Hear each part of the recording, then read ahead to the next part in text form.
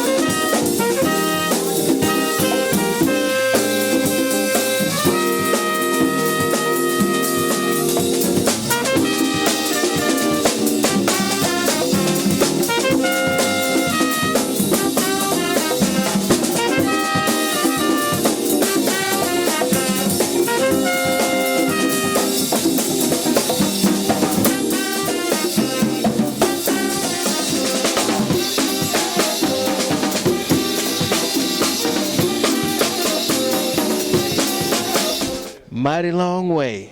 This your first CD in quite a while. That's how long it took. A mighty long time to come. Yes, it is the first CD in a long time. But there was one before that. I ain't looking at you. That was a year before that. That one came out. Yeah. So tell me who's on this CD and what makes this CD so special?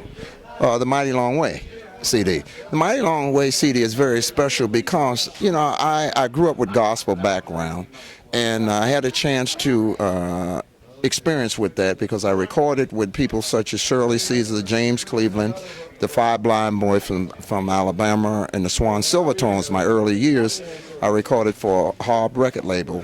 At the same time, Dionne Warwick was there, which was Scepter Records. And, it's more like roots and earth, coming from the earth, where the music is coming from. And I just wanted to go back over that type of a lifestyle. And that's how I managed to put this together. So if you look at Mighty Long Way and Let Us Go Into the House, there are two gospel pieces which are coming from Joe Pace's organization because I liked what he did on that.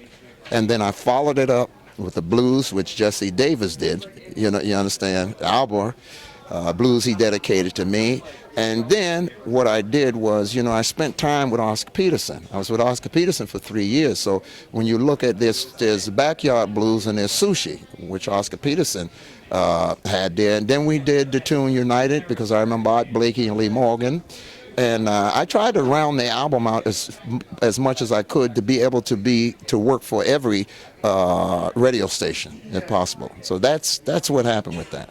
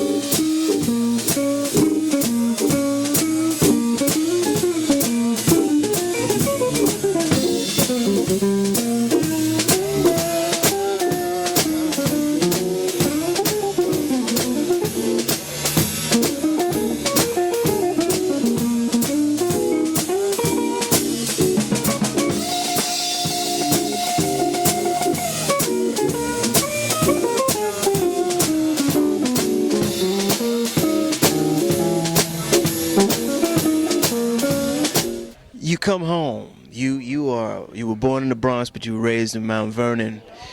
Your brother was the one that really kind of influenced you to get into music. Explain. Well, every school kid, when you go to elementary school, you always admire your brother. And he used to take me to school. He was 5 years older than me. And he was in the Grimes School, Mount Vernon, New York, marching band, playing the snare drum. And when he used to come home, he used to hide his sticks in a drawer. And I used to take them out and beat on the concrete sidewalk. And I said, once I get a certain age, I want to be like my brother. So I reached a certain age, I joined the school band. That's when I ran into a young guy. In Mount Vernon, New York, we had 4th Avenue, and there was a studio there, Andy Lalino drum studio. And I said, how could I get up there? At that time, I was a shoe shine kid, shining shoes. So I said, I got to get up there where I can go to this man. And I went up there and asked him, did he want a shoe shine? So he asked me, do you like drums? I said, yeah. So he says, tell your mother call me. My mother called. My mother was she was a domestic house worker, right, maid. And she had 5 kids, and she couldn't afford it but for about 6 months. After 6 months, she had to take me out of school. So Andy said, stay with me, let him stay with me, and one day he can pay me back later. So Andy started teaching me for free. Your father also took you uptown to the Apollo, and he exposed you to a lot of great musicians, whether it be soul and R&B. Oh, yeah. Tell me about your time in Harlem, because I guess that really developed the musical crux of your background, which will eventually lead to where you musically went. Oh, yeah. Well, see, you got to realize at that time, all black people had processors, okay? So my father would come down from Mount Vernon, New York every Saturday, and he was going to Sugar Ray Robinson's barbershop where Cannonball, Miles Davis, Moms Mabel, everybody was getting their hair done. So he would take me down there to have his hair done, and then he would say, Alvin, man, they got a great show at the Apollo Theater. I know your mother going to get mad at me if we go see this show. So we used to go to the Apollo Theater, and that's the first experience I had when I saw John Coltrane with Elvin Jones and Corey Tyner playing My Favorite Things. And I saw Nancy Wilson, Cannonball Adderley together. I saw Gloria Lynn singing I'm Glad There's You with Earl May and Herman Foster, piano. I've seen the Jackson 5 there. I saw Otis Redding there. I saw Pygmy Markham, Snappy White. I mean, there were real shows there, tap dancers shows and all. So it was, he had to get his hair done every week or every 2 weeks, and I would make this journey, and there was a record store across the street, I remember it was called Teddy McRae's. And we were going to Apollo Theater, and my father would say, oh man, I'm gonna get that record across the street. So that's what happened with that. That's how I got all of that. And they had the gospel caravan, Mahalia Jackson, and you know, it was amazing.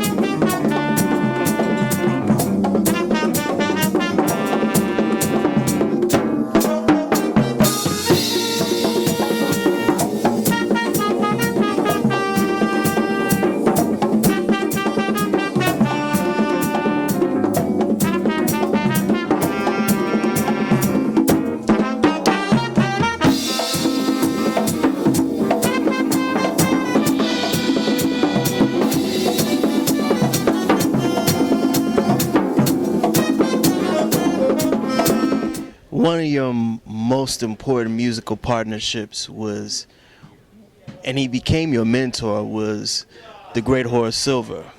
Oh yeah, yeah. Horace brought a whole legion of soul jazz to the music, along with Cannonball Adderley. What was it that was so special about him, and what did he do for you musically in your career? Well, Horace showed me how to create music, how to work with musicians, and how to really put it together. I auditioned for the drum part with Horace Silver, and out of 10 different drummers, I got the gig. I replaced Billy Cobham. At that time, it was Benny Maupin, Randy Brecker, and John B. Williams. And I stayed with Horace for about 9 months after that. Horace goes on vacation. Then I went with George Benson for a year.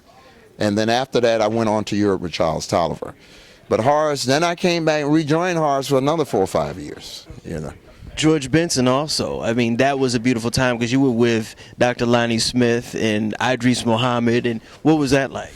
Well, you know, Lonnie was there for a minute, and Ronnie Cuba was there for a minute, and then after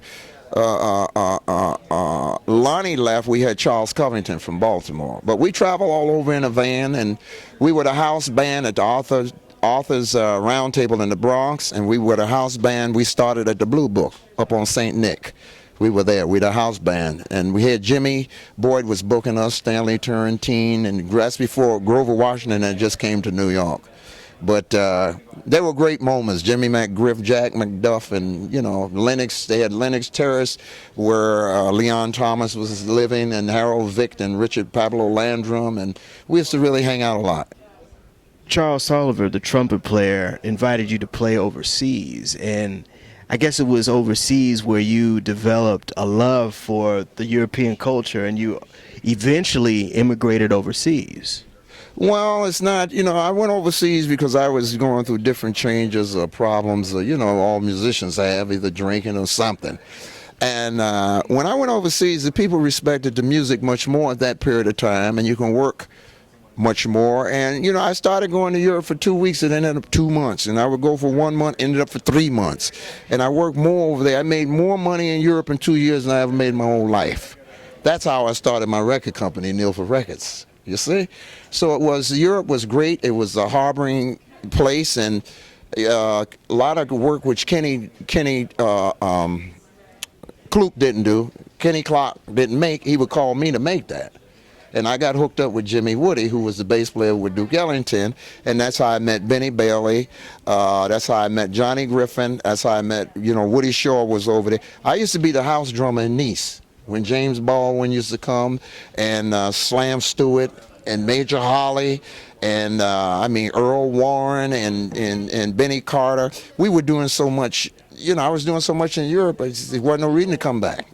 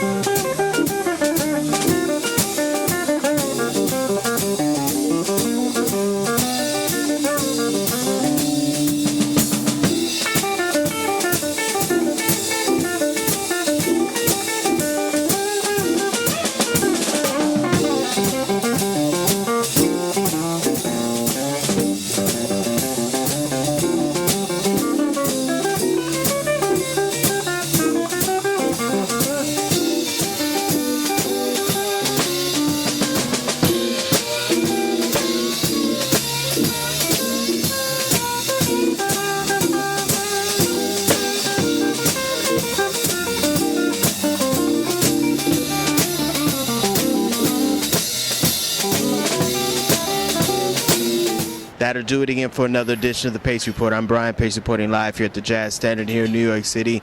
I'd like to personally thank Alvin Queen for his time, as well as the staff here at the Jazz Standard. As always, please visit my website, www.thepacereport.com, for my weekly column as well as my past segments. Until next time, remember, if it's in the groove, it'll make you move. Peace.